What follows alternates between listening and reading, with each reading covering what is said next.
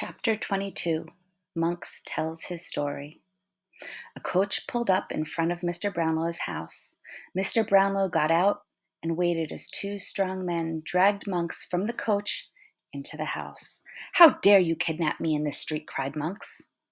"I had my reasons," said Mr. Brownlow. "I gave you the choice of coming here or surrendering to the police. You agreed to come quietly with us, and if you try to leave here now, I'll have you arrested."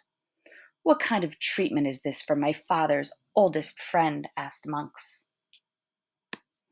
"It is because I am your father's oldest friend that I am treating you rather gently now, Edward Leeford, though you should be ashamed to bear that name. Your father's sister would have been my wife if she had lived.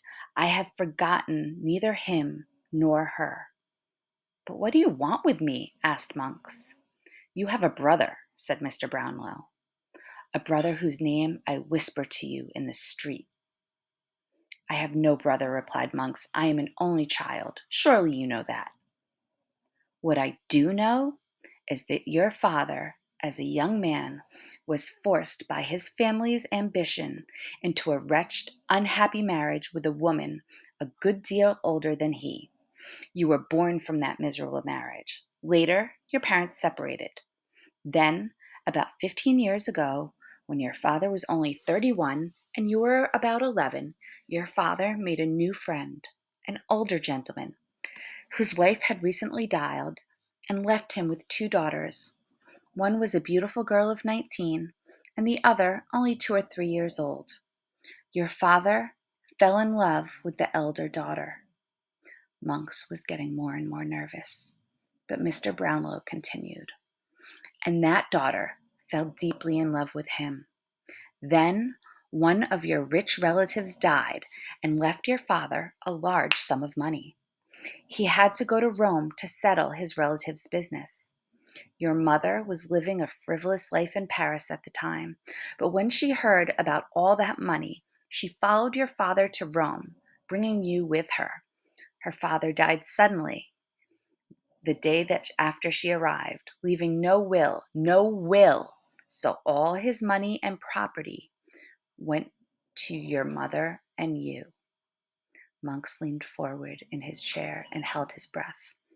"But before your father left for Rome, he came to see me," continued Mr. Brownlow. "I never heard of that," said Monks.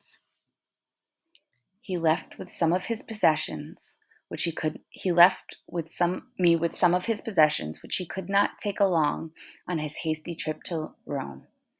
Among those possessions was the portrait of a young woman he loved, a portrait that he himself had painted.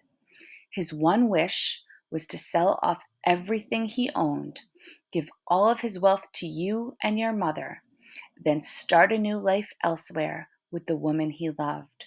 He said he would write and tell me more, but I never heard from him again. A short while after his death, I tried to locate this young woman, for she was carrying his child.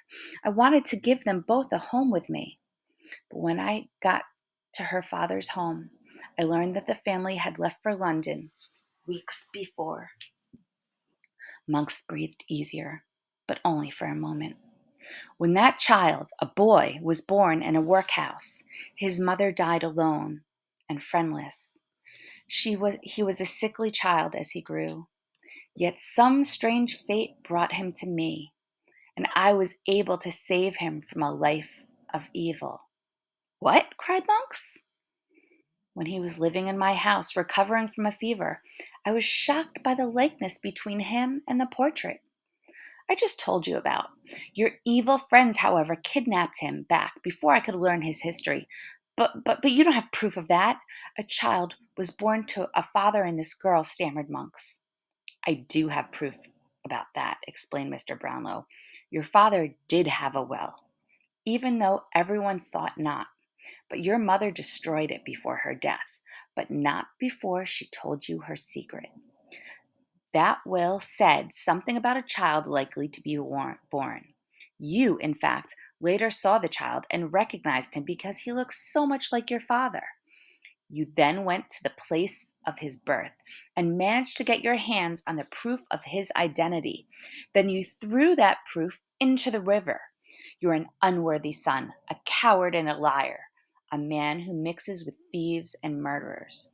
Do you know that a murder was committed because of you?" No, no, cried Monks.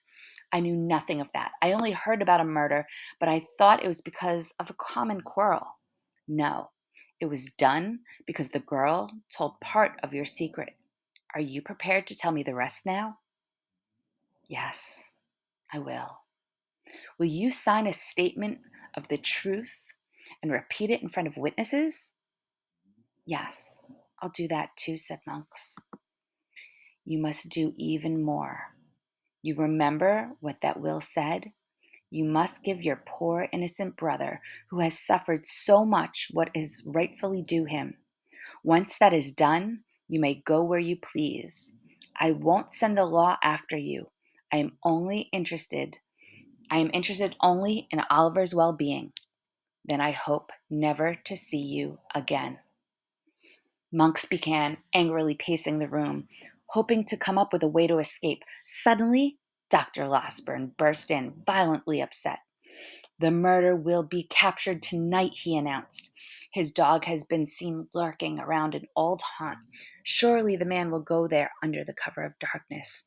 There are policemen and spies everywhere, and the government has offered a reward of £100 for his capture. And what of Fagin? Asked Mr. Brownlow. Not taken yet, but he will be. They're sure of that. Harry Maylie is helping the police now. Turning to Monks, Mr. Brownlow said, This should convince you that you cannot get away, Edward Leeford. Stay here. It's the only place where you'll be safe. With those words, Mr. Brownlow and Dr. Losberne locked the door and hurried away.